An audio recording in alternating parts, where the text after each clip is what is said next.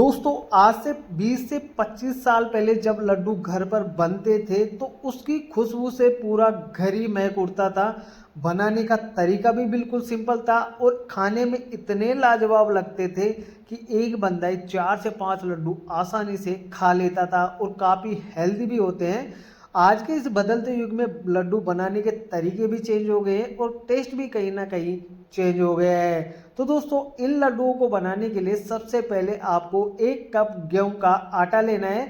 जो मैंने हल्का मोटा व दरदरा आटा लिया है, ये मार्केट में आपको आसानी से मिल जाएगा। अब आटा डालने के बाद में आपको आधा कप इसमें बेसन डालना है। अब इन दोनों चीज़ों को आप अच्छी तरीके से मिक्स कर लीजिए। मैंने इन दोनों चीज़ों को पहले से छान लिया था, तो आप भी छान कर ही इस्तेमाल करना।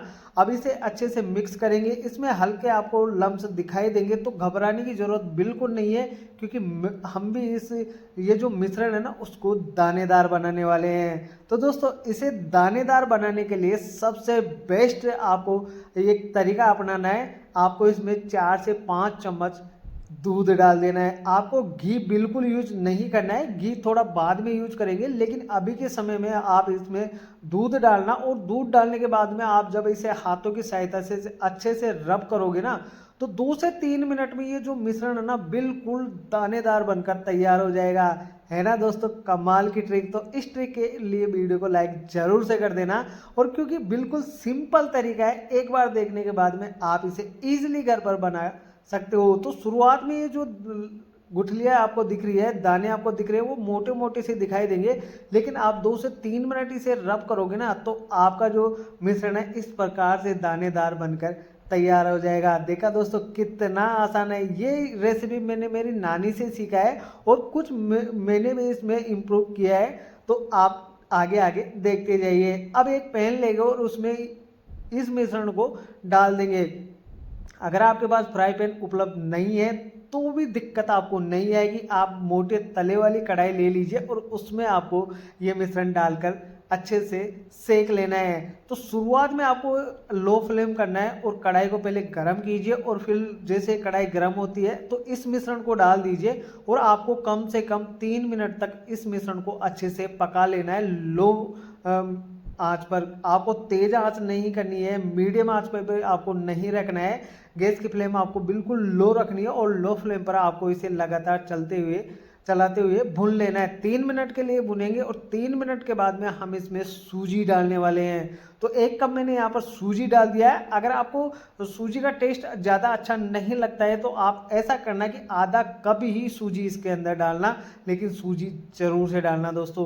अब आपको 3 मिनट के लिए इसे और भुनना है। हम चाहते तो सूजी को पहले भी डाल सकते थे, लेकिन आपको ऐसा नहीं करना है। जो इसका टेक्सचर आएगा और जो टेस्ट आएगा ना खाने में, उसके लिए आपको सूजी 3 मिनट के बाद में ही डालनी पड़ेगी, क्योंकि सूजी जल्दी से भुन जाती है और ये जल्दी गोल्डन ब्राउन कलर पकड़ लेती है। अब 6 मिनट के बाद में आपको इसमें 1 कप घी डालना है।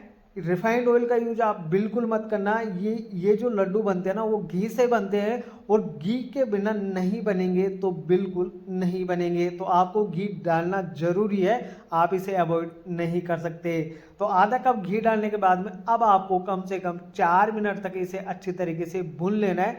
जब आप 4 मिनट तक इसे भून लेंगे ना अच्छे से, तो इसका कलर भी चेंज हो जाएगा और ये जो मिश्रण है ना बिल्कुल दानेदार और मोटे मोटे दाने से आपको इसमें दिखाई देंगे। ऐसा नहीं है कि ज़्यादा मोटे लम्स बन जाएंगे, नहीं, ऐसा बिल्कुल नहीं है। हल्के मोटे दानेदार ये मिश्रण इस तरीके से बनकर तैयार हो जाएगा। अब गैस की फ्लेम आप बंद कर दीजिए और इसे एक बर्तन में निकाल लीजिए और इसे बिल्कुल ठंडा होने के लिए छोड़ दीजिए। 10 मिनट के लिए छोड़ेंगे, ज़्यादा देर तक नहीं छोड़ेंगे। अब दोस्तों आपको क्या करना है कि उसी पैन के अंदर 1 कप आपको चीनी डालना है। ये जो लड्डू बनते थे ना तो पहले गुड़ का इस्तेमाल हुआ करता था, तो मैं इसे चीनी से बना रहा हूँ। अगर हो सके आपके पास गुड़ उपलब्ध हो तो गुड़ ही डालकर आप इसे बना लीजिएगा। आधा कप इसमें पानी डाल देंगे। अब इसकी एक चाशनी बनाकर तैयार करनी है। तो चाशनी दोस्तों आपको 1 तार वाली या 2 तार वाली बिल्कुल नहीं बनानी है, बस चीनी अच्छे से मेल्ट हो जानी चाहिए। और जब चीनी अच्छे से मेल्ट हो जाएगी तब आपको ऐसा करना है कि इसके अंदर ड्राई फ्रूट्स जो भी आप डालना चाहो वो ड्राई फ्रूट्स इसके अंदर डाल सकते हो।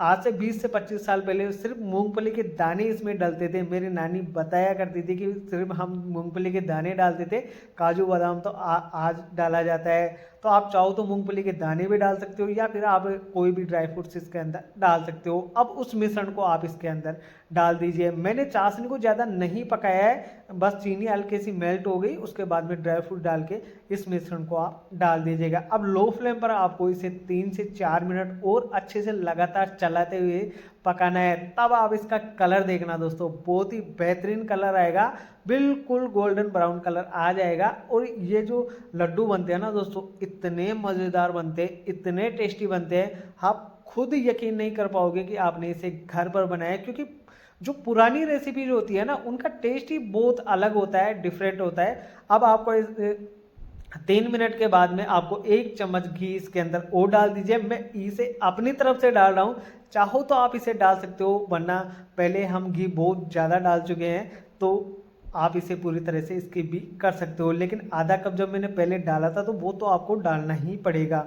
तो आप चाहो तो 1 चम्मच इसके अंदर घी और ऐड कर सकते हो। अब इसे 2 मिनट के लिए और पकाएंगे। अब इसके बाद में दोस्तों जब ये अच्छे से पक जाएगा, कढ़ाई छोड़ना स्टार्ट कर देगा, तब आपको एक ट्रिक इसके अंदर ज़रूर से लगा लेनी है। उससे इसका टेस्ट और भी निखर कर आएगा और इसका कलर भी और निखर जाएगा। अब आपको इसे लो फ्लेम पर 1 मिनट के लिए ढक कर छोड़ दीजिए।